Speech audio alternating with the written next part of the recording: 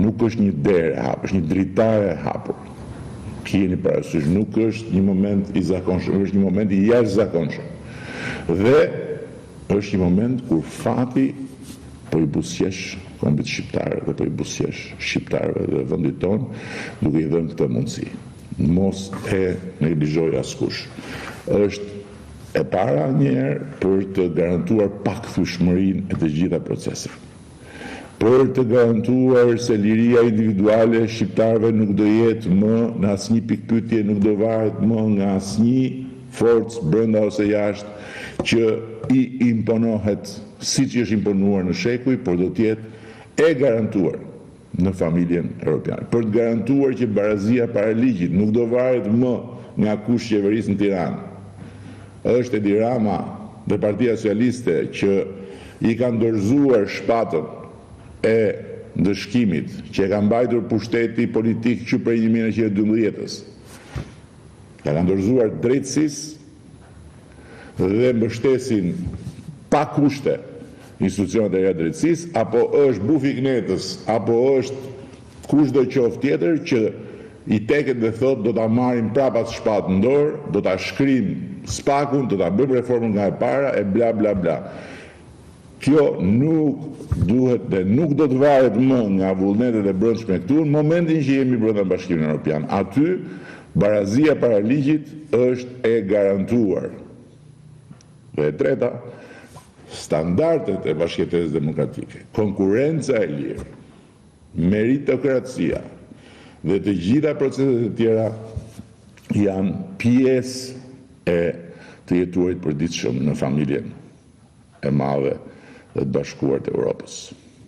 Këto janë themelore dhe për ta vizualizuar keni parasysh me futjen në Bashkimin Evropian, pasaporta e secilit nuk është më thjesht Republika e Shqipërisë me të drejtë lëvizje, po pa të drejta tjera në brenda perimetrit Bashkimit Evropian. Por sipër aty në pasaport do të shkruhet European Union, Bashkimi Evropian, Union Européenne në anglisht dhe në frëngjisht dhe poshtë Republika e Shqipërisë. Dhe me atë pasaport, çdo qytetar shqiptar, çdo zotrues i asaj pasaporte ka të njëjtat të drejta siç ka çdo zotrues i asaj pasaporte brenda Bashkimit Evropian, çdo francez, çdo gjerman, çdo danez, çdo holandez, çdo polak, çdo çek e kështu me radhë. Që do thot, jo vetëm të lëvizi, po të qëndroj, të punoj, të marrë shtëpi, të rimbursohet për shërbimet shëndetësore në rast se larg qofti duhet të shkojë në spital kur është duke kaluar nëpër një vend Bashkimit Evropian dhe kështu me radhë. Pra është një kapërcim epokal që ja detyroi fëmijëve tanë. Nuk ka lidhje fare e lagu se lagu bufi bishtin këtu në Shqipëri. Nuk ka lidhje fare, jo PS-ja, jo PD-ja, jo e majta, jo e djathta, jo ne, jo ata, jo bla, jo bla. Është themelore. Dhe mos harroni edhe diçka tjetër. Për sa kohë nuk jemi aty brenda, ka shumë rëndësi kush qeveris këtu sot. Dhe ju e dini shumë mirë, e dini dhe ata që s'duan ta pranojnë, që këtë raport që kemi vendosur unë dhe Partia Socialiste me Europën dhe botën nuk kemi pasur kur një raport sy më sy, barazie dhe respekti. Dhe unë e di si bëhet kjo punë dhe si mbyllet ky proces. S'kush tjetër nuk bën dot. Dhe prandaj jam këtu akoma dhe prandaj duroj lloj-lloj kukumjaçkash, e lloj-lloj salamandrash, e lloj-lloj insektesh dhe prandaj vazhdoj të jem këtu. Jeni parasysh mirë këtë gjë. Në ndërkohë, ti mire ke vënë titullin sy më sy, thot Lulieta. Po për ata që janë të verbër ose i verbon urrejtja si do bëhet. Avash, s'kemi çfarë bëjmë. Urrejtja është këshilltari më i keq, është armiku i brendshëm më i madh i njeriut. Pyetja ime ndjes pas thoshte Mlefi është e zeza të Zot. Kush urren e ka hallin të madh shumë për veten e vet. Dhe nuk kemi fare se çfarë i bëjmë. Akoma nuk e shpalos programin, thot Luan Thaçi.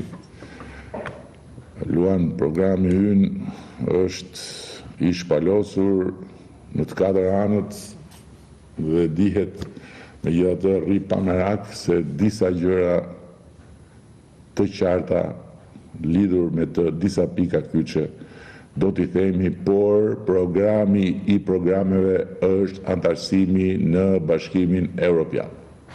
Ky është programi i programeve. Shikoni këtu, kur ne morëm detyrën, merrnim nga Bashkimi Evropian diçka më shumë se 200 milion euro në vit. Sot marrim më shumë se 600 milion euro. Do me thënë, në totalin e vetë. Pra, që të jem shumë i qartë me ju,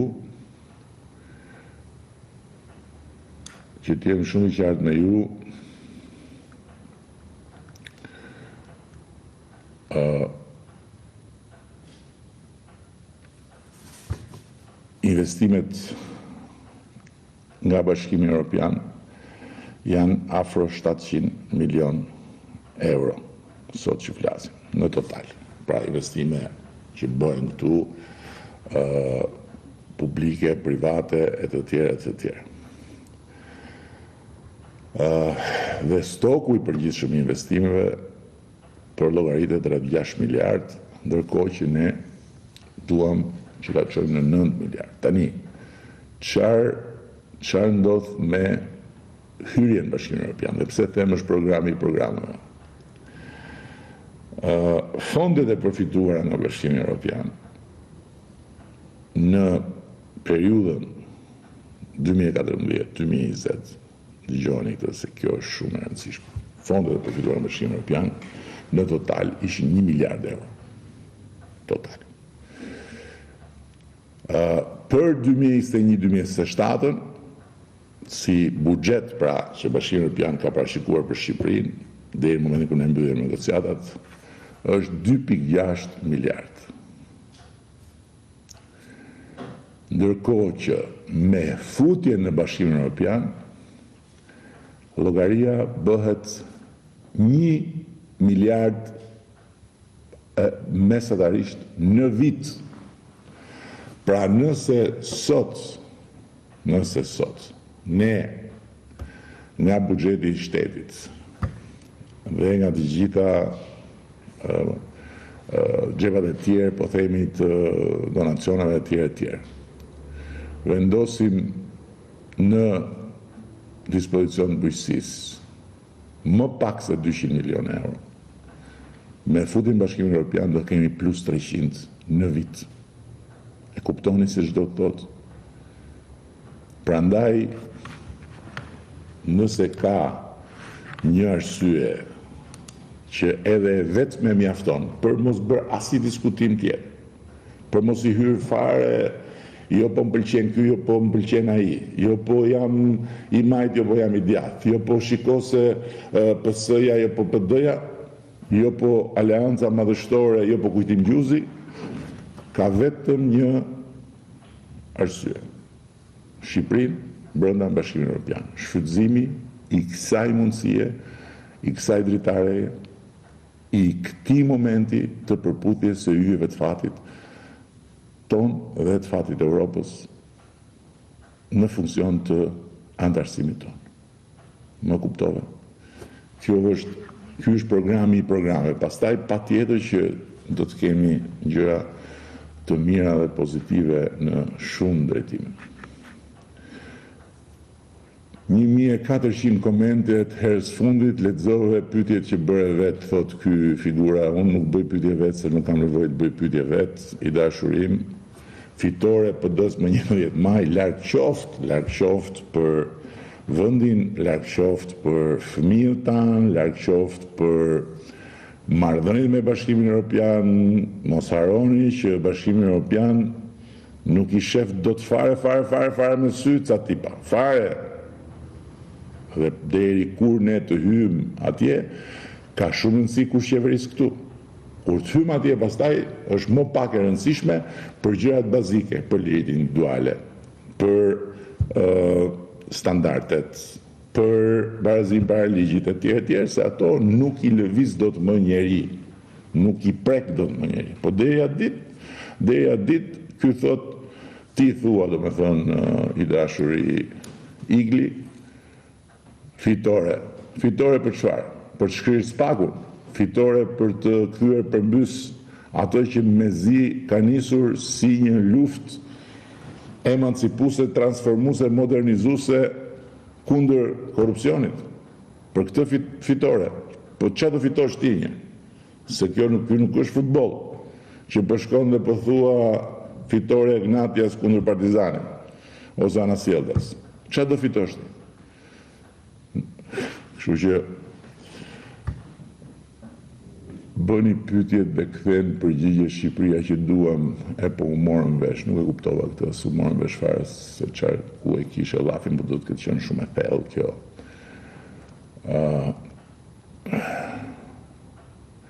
Vetëm shqiptarët besojnë që kryeministri u zgjidh problemet me një koment në Facebook dhe populli beson, të gjithë shkruajnë hallën e vet dhe në fund marrin përgjigje, shkruaj tek kjo ose tek ajo, jeni mirë aman, si besoni këto që thot ky, kur zyra dhe institucionet përkatëse nuk janë dhënë shpjegime se zgjidhje. Shiko.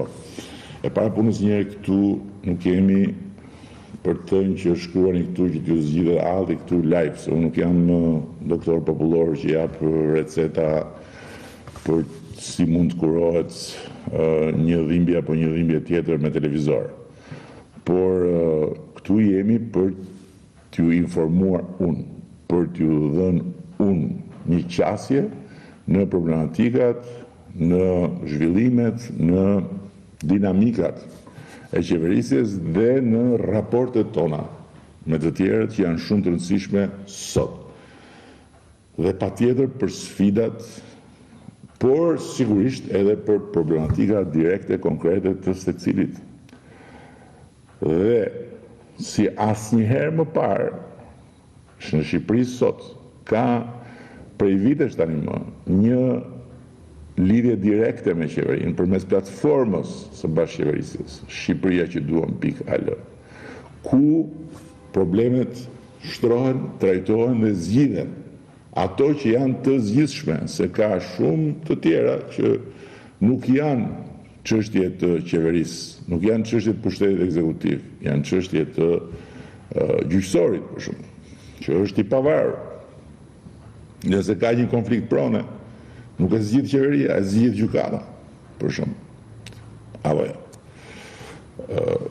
Duam një skuadër perfekte në listën e deputetëve, më ftoft kafja. Në listën e deputetëve të 11 majit. Nuk ka një skuadër perfekte, nuk ekziston.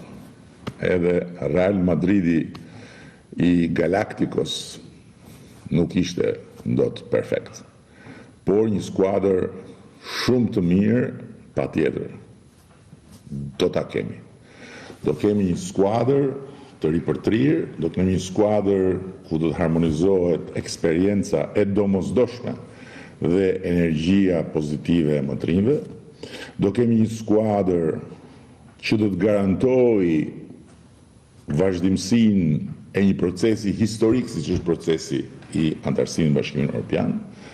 Një skuadër që do të ketë të gjithë dijen e nevojshme të brendshme, pra brenda institucioneve, për çfarë bëhet fjalë, se të tjerët që flasin nga jashtë nuk e dinë fare se për çfarë bëhet fjalë, por dhe një skuadër do të garantojë një përfaqësim shumë më të lidhur me ekzigjencat e kohës dhe të shoqërisë sot. Do të kemi një skuadër që do të jetë skuadra më e vjetër në eksperiencë dhe skuadra më e re në energji. Duke votuar Partinë Socialiste për shembull, ata që duan risi, që duan diçka të re, që duan të rinj dhe të reja, do kenë shumë më tepër të rinj të reja sa duke votuar për ca subjekte që thonë ne jemi e reja, që s'di çfarë flasin dhe që alternativ kanë vetëm të shajnë mua edhe të më ulin e të më ngrenë me të gjithë librin. Ata nuk shkojnë drejt e librit shtëpis për i të vërtetës, po me të gjithë librin e epiteteve të mundshme për të shfrytzuar një shpirt po themi proteste, por duke i votuar ata që të re në fakt kanë vetëm moshën e drejtuesve të tyre, në rastin më të mirë do të çonin parlament një njeri, dy njerëz. Ja po t'jap tre që të jem shumë bujar. Ç'do bëjmë tre veta? Ç'do bëjmë? Ndërkohë që duke votuar Partia Socialiste, do të çoni 10 të reja dhe të rinj. Njerëz që janë për herë të parë në parlament. Dje kemi bërë të qartë vijën parimore të ndarjes detyrave në skuadrën kombëtare të 11 majit. Kush ka qoftë dhe një mandat do të jetë në fushën e betejës për të marrë vota për vete dhe për Partinë Socialiste. Burrat nuk diskutohet, por edhe për gratë dhe vajzat, përgjithsisht me ndonjë rast shumë të veçantë do të vlej ky parim.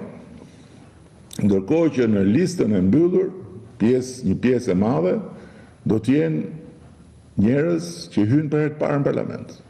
Fresh, pa ngarkesa. Dhe që vinë natyrisht nga kontributet caktuara në shoqëri, në fushat ndryshme e tjerë, nuk diskutohet.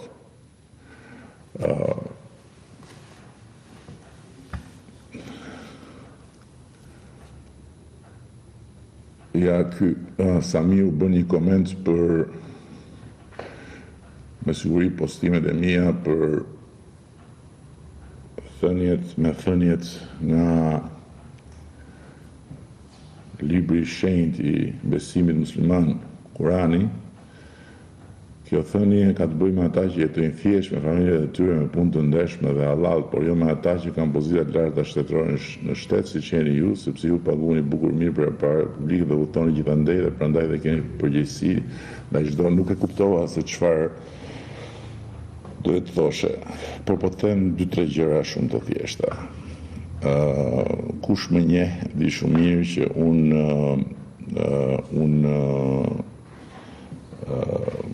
nuk punoj për të jetuar, unë jetoj për të punuar. Unë jetoj për të bërë gjëra, jo për të konsumuar gjëra. Kush më njeh di shumë mirë që qysh se jam bërë kryeministër, mund të kem dalë në restorante, nuk e di, në thuajse 12 vjet tani më, të them 30 herë, në total, do të them shumë, janë shumë. Dhe nga këto, 25, me siguri me familjen. Është sakrificë e madhe për familjen, është sakrificë e madhe për fëmijët tanë, por është kështu.